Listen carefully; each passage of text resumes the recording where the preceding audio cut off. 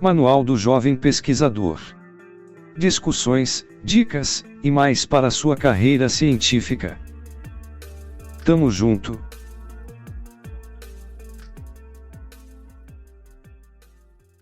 Ok, vamos direto ao ponto. Saiu uma notícia que tá dando o que falar na comunidade científica brasileira. A CAPES, que é um órgão do governo, acabou de fechar uns acordos gigantes, coisa de R$ 1 bilhão, com as grandes editoras, Elsevier, Springer Nature, e a promessa, no papel, parece ótima. Pesquisador brasileiro publicando artigo de graça. Para a gente mergulhar fundo nisso, a gente tem aqui duas fontes principais. Primeiro, a reportagem da Folha de São Paulo do dia 14 de dezembro, que traz os fatos, os números, e do outro lado, um artigo de opinião bem afiado, do blog Manual de Bolso do Jovem Pesquisador. O título já é uma provocação.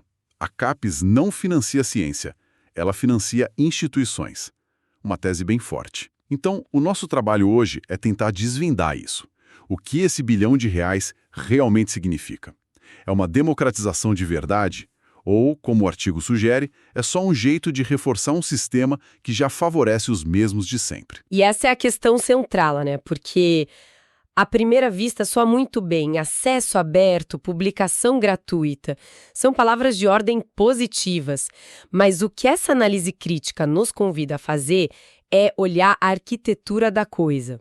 Quem exatamente está dentro desse gratuito e, mais importante, quem ficou de fora? A pergunta que o blog levanta é se isso é uma política para a ciência ou, na verdade, uma política para as instituições. Certo. Então vamos começar pelo básico, pelos fatos. O que a reportagem da Folha nos conta.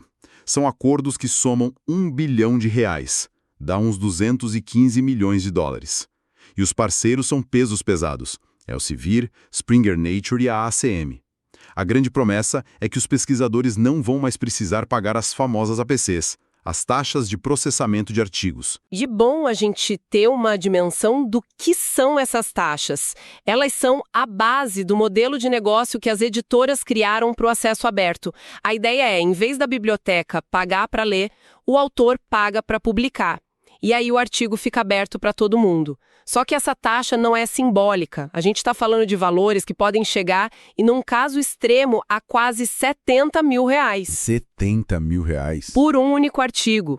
É um valor que inviabiliza a publicação para a maioria dos pesquisadores, se eles tiverem que pagar do próprio bolso. Nossa. É o preço de um carro popular, então. A promessa de eliminar essa barreira parece incrível. Mas... Sempre tem um mas, né? Sempre tem. E o artigo do blog aponta justamente para uma letra miúda desse acordo que, assim, muda toda a perspectiva. O benefício não é para qualquer pesquisador brasileiro. É isso? Pesquisadores brasileiros. Ele é restrito a cientistas que tenham um vínculo, uma afiliação com uma das 452 instituições que fazem parte do portal de periódicos da CAPES.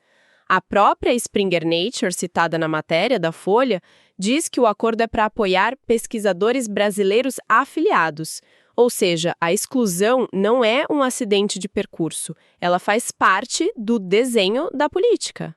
O que, na prática, quer dizer que o seu e-mail institucional, o seu crachá, vale mais do que a qualidade da sua pesquisa para ter acesso a esse dinheiro. É isso que o artigo do Manual de Bolso argumenta de forma tão contundente. A frase que ele usa é demolidora.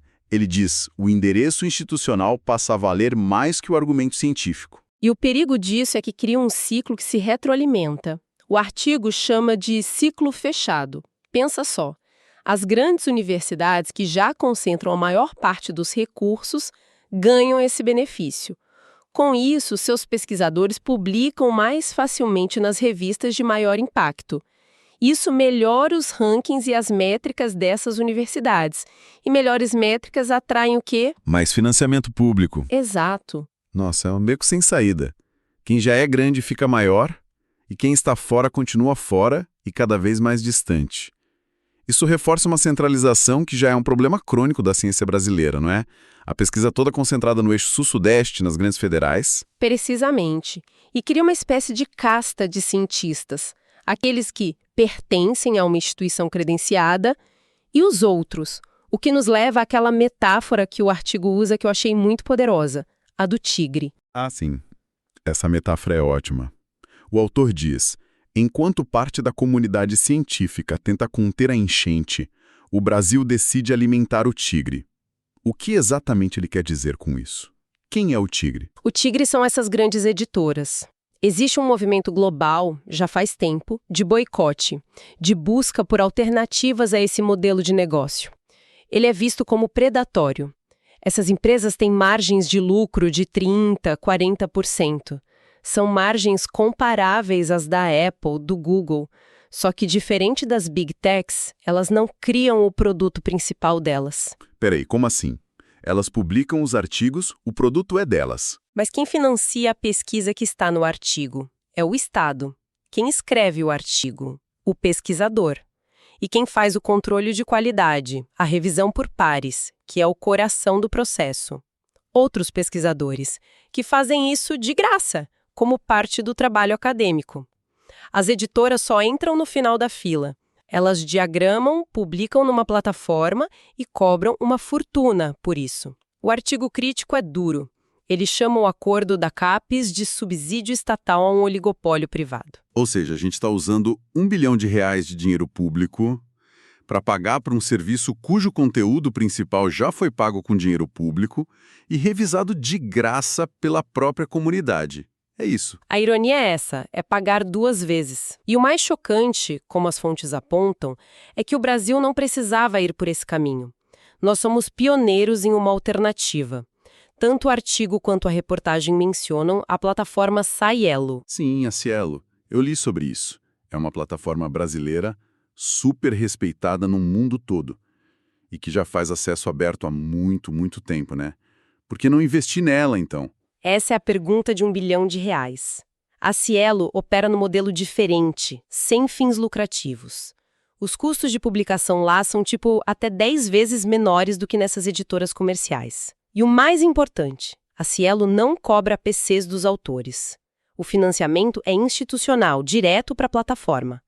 Então, em vez de fortalecer esse nosso modelo, que é um sucesso mundial, a gente decide pegar o dinheiro e... alimentar o tigre. alimentar o tigre. A frase do autor do blog sobre isso é muito ácida. Algo como: alguém na CAPES acha que tigre gordo merece mais carne por ser gordo.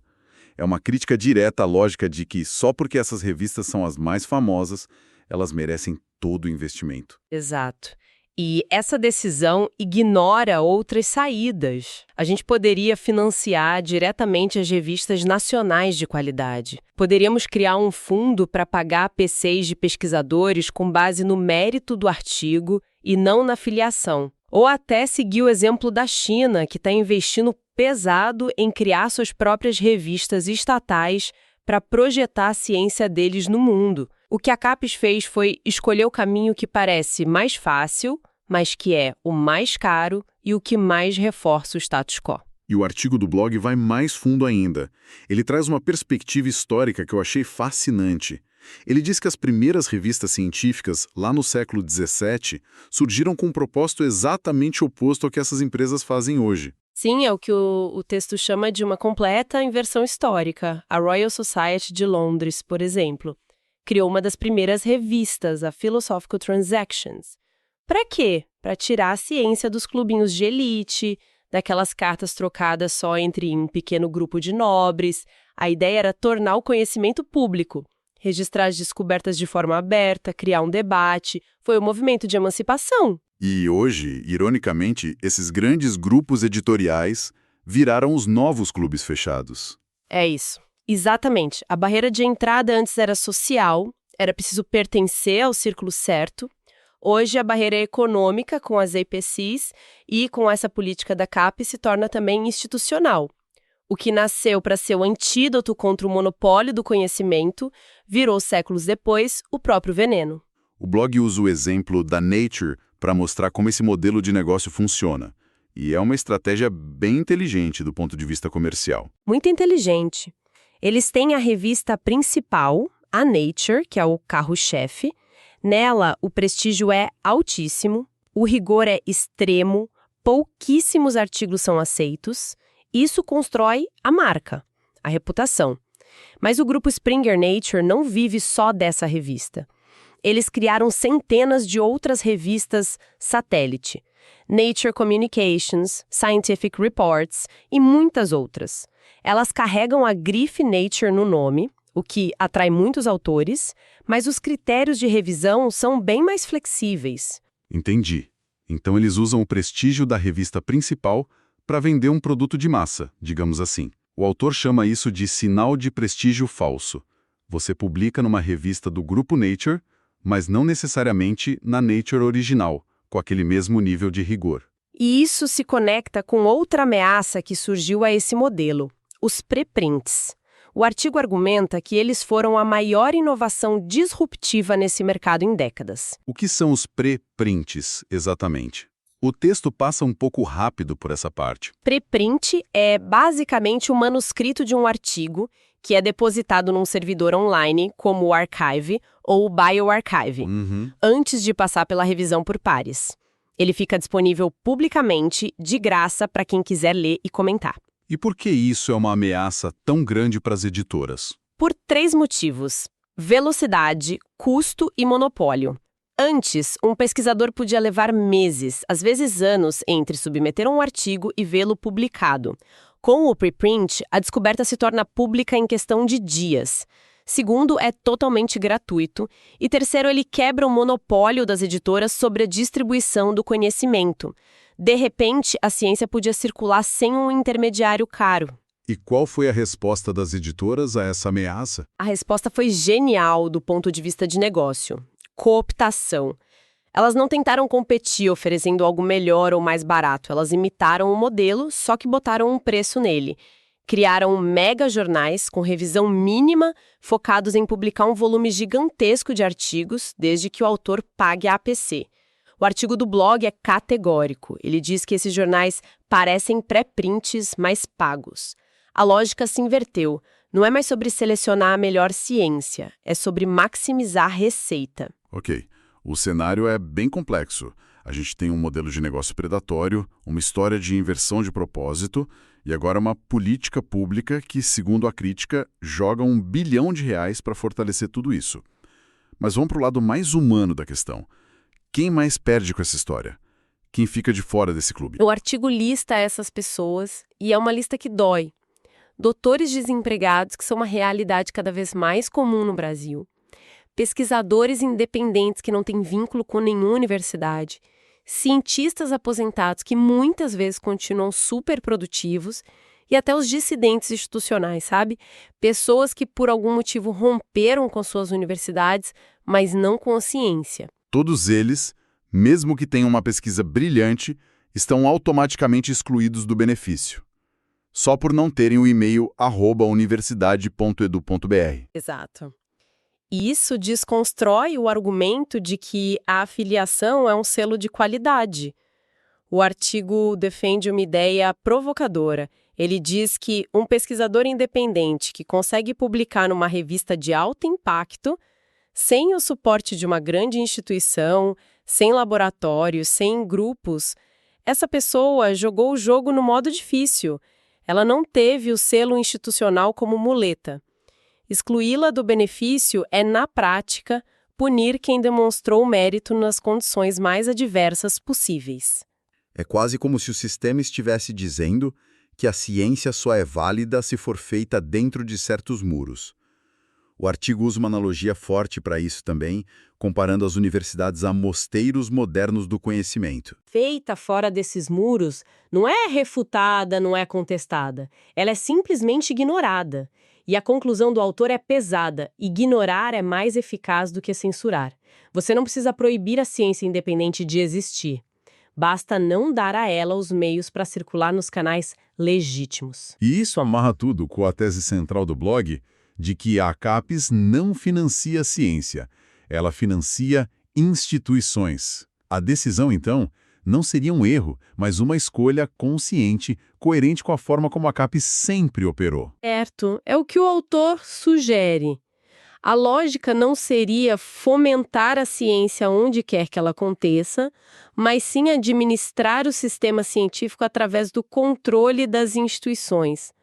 O Estado concede a um grupo de instituições o monopólio da legitimidade e elas viram as intermediárias obrigatórias. Isso levanta uma questão de fundo sobre o papel do Estado, né? O objetivo é fomentar a ciência ou é gerenciar e controlar quem pode ser chamado de cientista? Certo.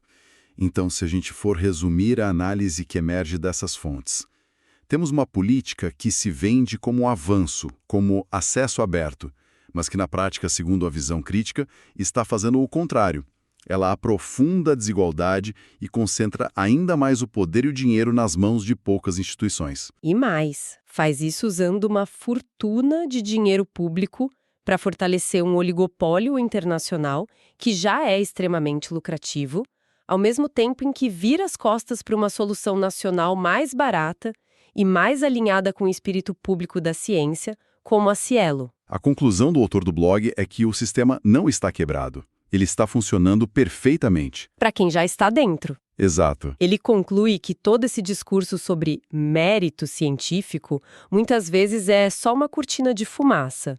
Por trás dele, o que existe é uma decisão política sobre quem tem permissão para produzir e validar conhecimento no país. E quem não tem. É uma análise bem dura, mas que faz a gente pensar. E, para encerrar, vou pegar emprestada a reflexão final do próprio artigo. Me parece a pergunta perfeita para deixar no ar. A ciência nasceu para romper com clubes fechados. A pergunta que fica é: a quem interessa que ela volte a ser um?